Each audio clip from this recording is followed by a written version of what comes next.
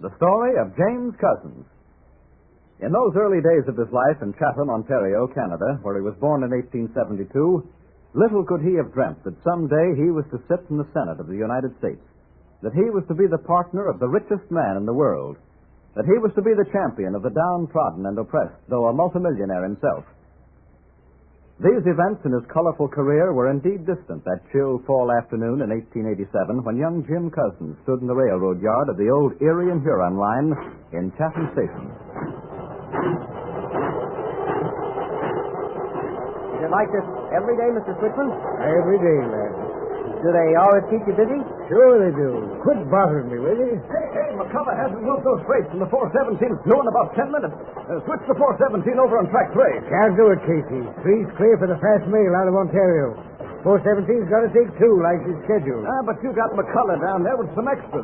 There ain't time to get down there and get him to clear the track. Run back to the signal house and tell him to hold the 417 at Harvest Junction. Oh, she's past there by now. Switch her over. Switch her over to 3. With the Ontario coming through? Run down to McCullough and tell him to clear the track. What? With Mayfoot? Well, I can't leave here. Hey, lad. Yeah? Will you run down to the water tower and yell for McCullough to get them empties off in the track, too? Hurry now, run. Yes, sir.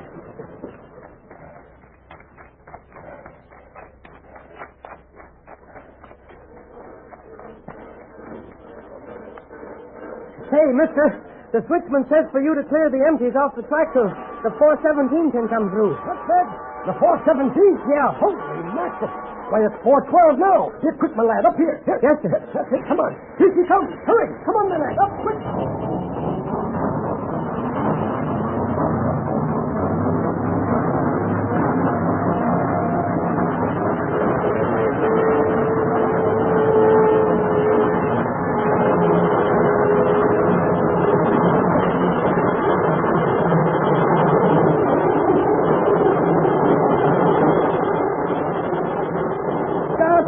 We made it, Mr. McCullough. We made it.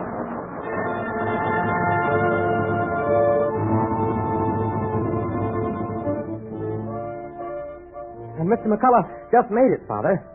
You like engines and trains, don't you, son? Yes. Well, there's nothing like them in the world, Father, and, well, I'll be an engineer someday. Now, Father. Yes, son, what is it? I've been wanting to tell you this before, but, well, next Monday I start working on the Erie and Huron. What? Well, there's nothing wrong, Father. It's a good job and good pay, and there's a future in it. Besides, someday I'll have... Magazines, newspapers, candy, cigars, drinks, magazines, latest Ontario papers. Come here, son. Yes, sir. I'll have paper. Thanks. Hey, you have a pretty lusty voice there. What's your name? James Couzens. Yeah. Still this run along? Oh, yes, sir. And someday I'll be engineer on this line. What's your name, sir? Well, I'm sort of an engineer myself. Mine's Thomas Edison.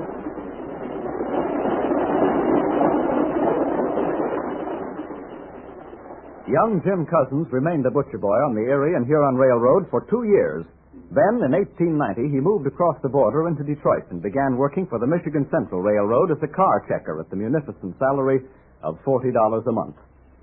Though one of an army of clerks, he soon distinguished himself through hard work, and after a few years was manager of all the checkers in the yard.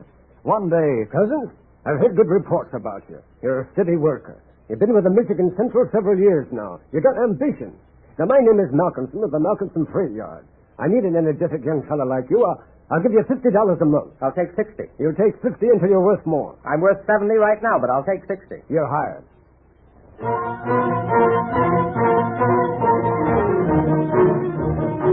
It's kind of you, Jim, to ask me to marry you. But we can't do an awful lot on what you're earning. Well, I'll get more, Margaret. I'll ask the boss for a raise. Don't you worry, I'll get more. Not from Malcolmson. Yes, cousin? What is it you want? I'll come right to the point. I want $75 a month. Isn't that a little more than you're worth? You know you're not irreplaceable. But I'm getting married, sir. Well, cousin, what is it this time? Well, you see, the wife... Well, it's this way. I figure I'm worth $1,800 a year to this firm, and I want a contract for that much every year. Isn't that a little steep? Well, the Michigan Central will take me back. I'll be working for you the next thing we know. All right, you see me in the morning. when, one day in 1903... Well, cousin, we've seen the plan. Now, you got the idea of what it means. What do you think? If I had the money, I'd back it. Yeah, this plan sounds all right on paper, but I'll never be convinced that these gasoline buggies will ever amount to much. There'll be a day when the whole country will be on wheels. You've always been a dreamer of sorts, cousin. Yes, but this is one dream I'm sold on. And what did you say this young fellow's name is? The one who wants me to back him? He's a friend of mine. His name is Henry Ford.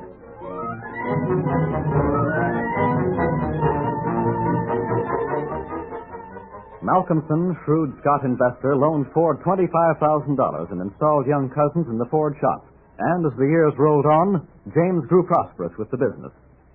He retired in 1915 with a fortune of over $30 million and decided to devote his energies to the public weal. He became police commissioner and mayor of Detroit in turn. And finally, one day, Governor Grosbeck of Michigan appointed him senator at Washington to replace the unseated Newberry. James Couzens was entirely honest and fearless, and earned the name Old Grizzly. He was a public servant and never abused his office. So the boys back at the Mohawk Political Club were saying you was handing out jobs. Yes? Well, who told you that? Now listen, Senator. I aim to pay for what I get. How can you pay me? There's nothing I want from you. I'm a power in Detroit. I hold 10 districts in the palm of my hand. I got 50,000 votes in my pocket. Get out, and be quick about it. And remember, when I'm up for re-election, if I'm nominated, keep those votes away from me. And when I get back to Detroit, your wards are the first I'm going to clean up. Just because you got dough, you think you're too big for the working man, for the plain fellas. They call me a radical in the Senate because I remember thousands of men work for 85 cents a day and because I fight for them. So what? You've heard them say I'm a millionaire, that I've lost the common touch.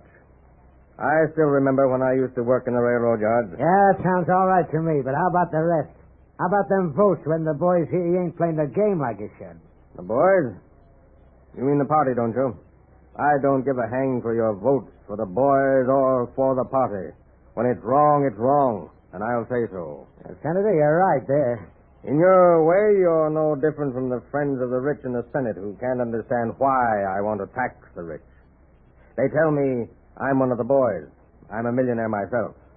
Well, you take this message back to the Mohawk Club and do everything for which it stands.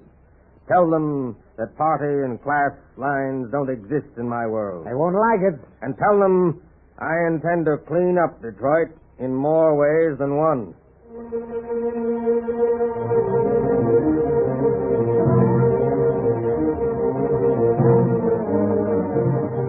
One day, several months later, Senator Couzens made an extensive trip through Michigan. Through small, dark factories, through the poorer sections of the cities, the bread lines. There you are, lady. That's all the milk we have for today. But I ain't got no free milk. Sorry, lady. That's all we have. No more for today. My baby ain't got his milk.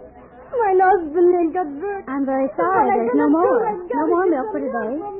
You mean to tell me, nurse, there's nothing left for that long line of women? We only get a few gallons a day. We give them what we have. Well, how many women get milk? Oh, 100 sometimes. Not many. They wait in line at daybreak. We do what we can. It's the school! It's the party!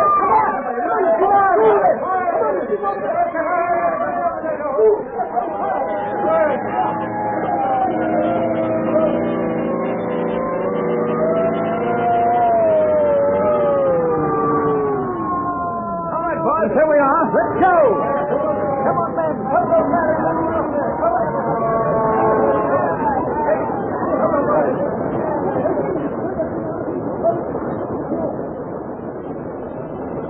Sure is some fire.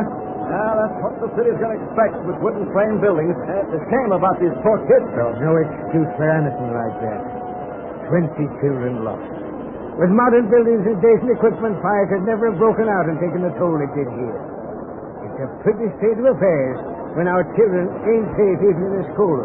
That, Chief, is the price of negligence. Graft.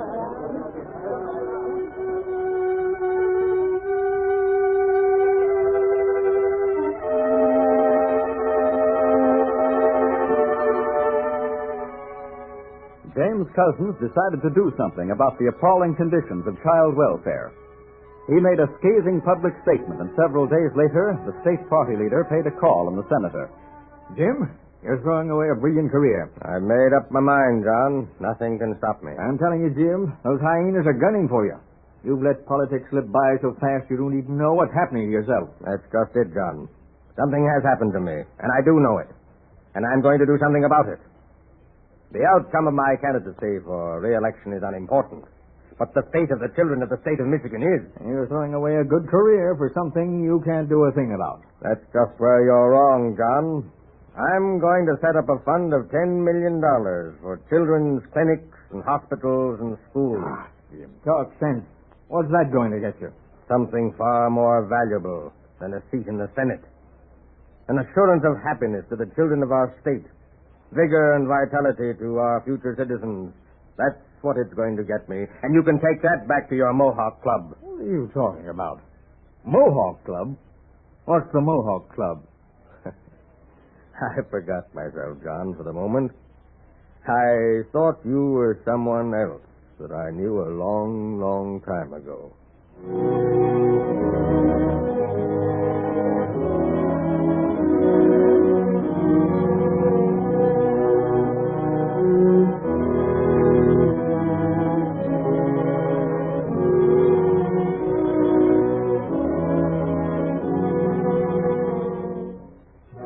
So, Old Grizzly, fighter and patriot, sacrificed his political career for the children of Michigan. He gave millions for clinics, hospitals, and schools. The citizens of tomorrow are the living monument to this man. James Couzens, Captain of Industry.